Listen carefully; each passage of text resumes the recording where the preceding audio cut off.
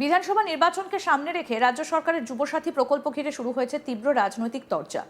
প্রকল্পের আওতায় বেকার যুবক যুবতীদের মাসিক ১,৫০০ টাকা ভাতা দেবার ঘোষণা ঘিরে বিরোধী শিবিরের একাংশ সরব হয়েছে। তাদের অভিযোগ, কর্মসংস্থানের বাস্তব চিত্র আড়াল করতেই ভাতা রাজনীতি করছে সরকার।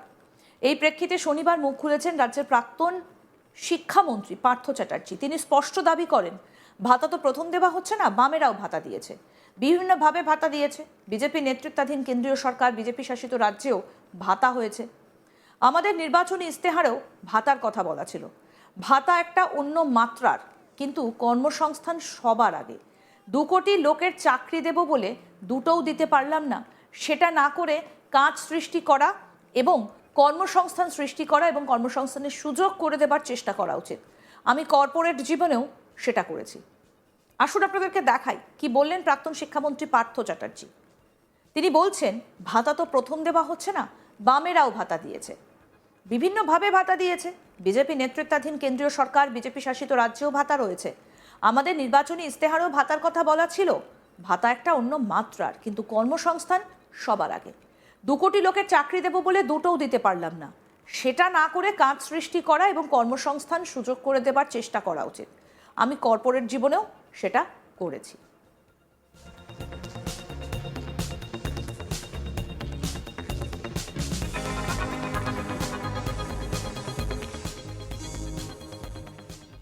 কিছুটা আবেগপ্রবণ সুরে প্রাক্তন মন্ত্রী বলেন, আমাকে যারা ঢিল মারছে, কাদা মারছে, তারা ভেবে দেখুক সেই সময় মমতা ব্যানার্জির মুখ্যমন্ত্রীত্বে কত মানুষের কর্মসংস্থান হয়েছে।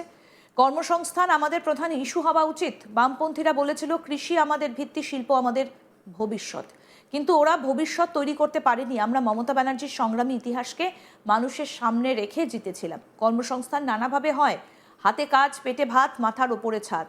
আমি এখনো এটাতেই বিশ্বাস করি। কি বলেছেন আর প্রাক্তন শিক্ষামন্ত্রী পার্থ চ্যাটার্জি, আসুন আরেকবার দেখাই আপনাদের। তিনি বলেছেন, আমাকে যারা ঢিল মারছে, কাদা মারছে, তারা ভেবে দেখুক সেই সময় মমতা ব্যানার্জির মুখ্যমন্ত্রীত্বে কত মানুষের কর্মসংস্থান হয়েছে। কর্মসংস্থান আমাদের প্রধান ইস্যু হওয়া উচিত।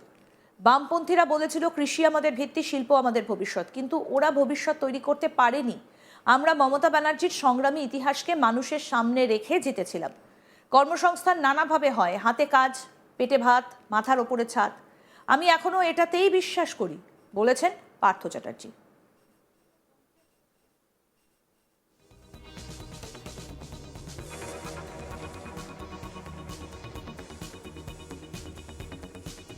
তবে রাজনৈতিক মহলের একাংশ মনে করিয়ে দিচ্ছে, এই মন্তব্য করেছেন সেই পার্থ চ্যাটার্জি, যার নাম জড়িয়েছিল রাজ্যের বহু চর্চিত নিয়োগ দুর্নীতির মামলায়। স্কুল সার্ভিস কমিশনের শিক্ষক ও শিক্ষাকর্মী নিয়োগ থেকে প্রাথমিক নিয়োগ, একাধিক মামলায় অভিযুক্ত ছিলেন তিনি। কেন্দ্রীয় তদন্তকারী সংস্থা তাকে প্রাথমিক নিয়োগ দুর্নীতির মাস্টারমাইন্ড বলেও দাবি করেছিল। এই বিষয়ে আমাদের প্রতিনিধি অনির্বাণ সিংহ রায় কি প্রতিবেদন তুলে ধরলেন, আসুন দেখাই। রাজ্যের প্রাক্তন শিক্ষামন্ত্রী পার্থ চট্টোপাধ্যায়, তিনি ছিলেন জেলে, এবং আমরা জানি যে শিক্ষক নিয়োগ যে দুর্নীতি, সেই দুর্নীতির জেরে কিন্তু তাকে দীর্ঘদিন জেলে থাকতে হয়। ঠিক জেল থেকে বেরিয়ে তিনি কিন্তু সক্রিয়ভাবে রাজনীতিতে ফেরার চেষ্টা করেছেন। আমরা দেখেছি যে তার যে বিধানসভা কেন্দ্র, সেই বিধানসভা কেন্দ্রে তিনি গিয়েছেন এবং গিয়ে বিভিন্ন মানুষের সঙ্গে কথা বলেছেন, এবং ঠিক জেল থেকে বেরোনোর সময় তার অনুগামীরা কিন্তু ভিড় করে তার বাড়িতে বিভিন্নভাবে তাকে একেবারে বলা যায় যে অভিনন্দন জানিয়েছেন। কিন্তু তারই মধ্যে এই মুহূর্তে দাঁড়িয়ে নিজের বিধানসভা কেন্দ্রে ঘুরতে গিয়ে একেবারে অন্য প্রসঙ্গ টানলেন রাজ্যের প্রাক্তন শিক্ষামন্ত্রী পার্থ চট্টোপাধ্যায়। এই মুহূর্তে জল্পনা যে তিনি আদেও কি কোথাও গিয়ে ফের একবার দলের হয়ে টিকিট পাবেন, বা টিকিট পেয়ে বিধানসভা নির্বাচন, যেটা আর মাত্র 1 মাসও বাকি নেই, সেটাই লড়াই করতে পারবেন। সেই প্রসঙ্গের মাঝেই কিন্তু একেবারে অন্য সুরে দেখা গেল পার্থ চট্টোপাধ্যায়কে, এবং পার্থ চট্টোপাধ্যায়কে শুধুমাত্র অন্য সুর নয়, তার কিন্তু কিছুটা হলেও মুখ্যমন্ত্রী মমতা বন্দ্যোপাধ্যায় বা তৃণমূল কংগ্রেস দল বিরোধী কথা বা শাসক দলের বিরুদ্ধে কিছুটা হলেও কিন্তু পাল্টি খেতে দেখা যায়।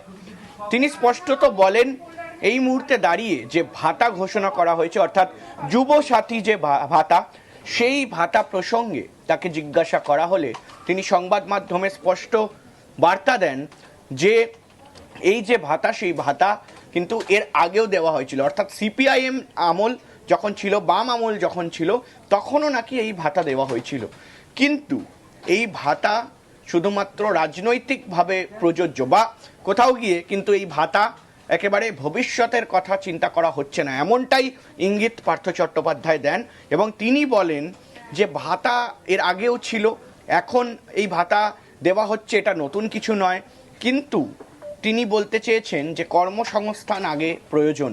অর্থাৎ পার্থ চট্টোপাধ্যায় যিনি দীর্ঘদিন শিক্ষক নিয়োগ দুর্নীতির জন্য, বা একেবারে বলা যায় যে কোটি কোটি টাকা তার ফ্ল্যাট থেকে বা তার বান্ধবীর ফ্ল্যাট থেকে উদ্ধার হওয়ার পর তিনি জেলে যান, এবং সেই পার্থ চট্টোপাধ্যায়ই এখন একেবারে উল্টো সুর টেনে বলছেন যে কর্মসংস্থান সবার আগে জরুরি।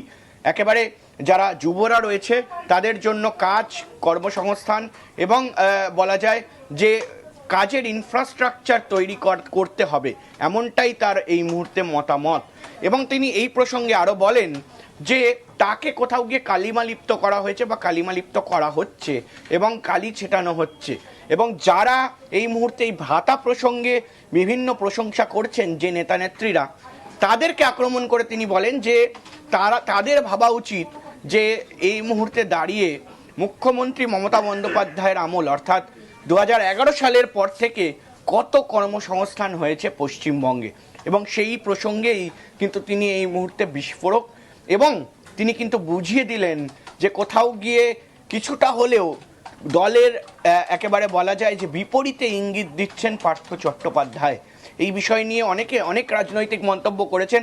আমরা জানি যে অধীর রঞ্জন চৌধুরী, তিনি একেবারে বলা যায় যে বর্ষিয়ান কংগ্রেস নেতা, তিনি কিন্তু এই প্রসঙ্গে বলেন যে এই মুহূর্তে দাঁড়িয়ে হয়তো পার্থ চট্টোপাধ্যায় বুঝতে পেরেছেন যে তিনি বিধায়ক সিটে আর লড়াই করতে পারবেন না বা তিনি টিকিট পাবেন না, সেজেরেই কিন্তু তিনি এই বিষয়টা বলছেন। এবং অধীর রঞ্জন চৌধুরী এমনটাও বলেন যে কোথাও গিয়ে পার্থ চট্টোপাধ্যায় আগে দিদির নাম নিতেন, এখন রামের নাম নেবেন। অর্থাৎ পুরোপুরি কিন্তু পার্থ চট্টোপাধ্যায়ের এই বক্তব্যের পরে রাজনৈতিক উত্তাপ ছড়িয়েছে বঙ্গ রাজনীতিতে, এবং সেখানে দাঁড়িয়ে প্রশ্ন উঠতে শুরু করেছে যে তৃণমূল কংগ্রেস, মমতা বন্দ্যোপাধ্যায়, অভিষেক বন্দ্যোপাধ্যায় ফের একবার পার্থ চট্টোপাধ্যায়কে টিকিট দেবেন, নাকি তাকে টিকিট থেকে বিরত থেকে রাজনীতির বাইরে থাকতে হবে, সেই প্রশ্ন কিন্তু এই মুহূর্তে উঠতে শুরু করেছে। এছাড়াও তার ঘনিষ্ঠ হিসেবে পরিচিত অর্পিতা মুখার্জির ফ্ল্যাট থেকে প্রায় 50 কোটি টাকা উদ্ধার হবার ঘটনাও তীব্র বিতর্ক তৈরি করেছিল। নগদ অর্থ ছাড়াও বিপুল পরিমাণ সম্পত্তি এবং সামগ্রী বাজেয়াপ্ত করা হয়। ফলে যুবসাথী প্রকল্প নিয়ে সরকারের অবস্থান এবং প্রাক্তন মন্ত্রীর সাফাই, দুই মিলিয়ে নির্বাচনের আগে রাজনৈতিক উত্তাপ আরও বাড়ছে বলে মত রাজনৈতিক পর্যবেক্ষকদের। আরও আপডেট পেতে দেখতে থাকুন আজ তাক বাংলা। সাবস্ক্রাইব করুন, নোটিফিকেশন পেতে বেল বাটন অপশন প্রেস করুন।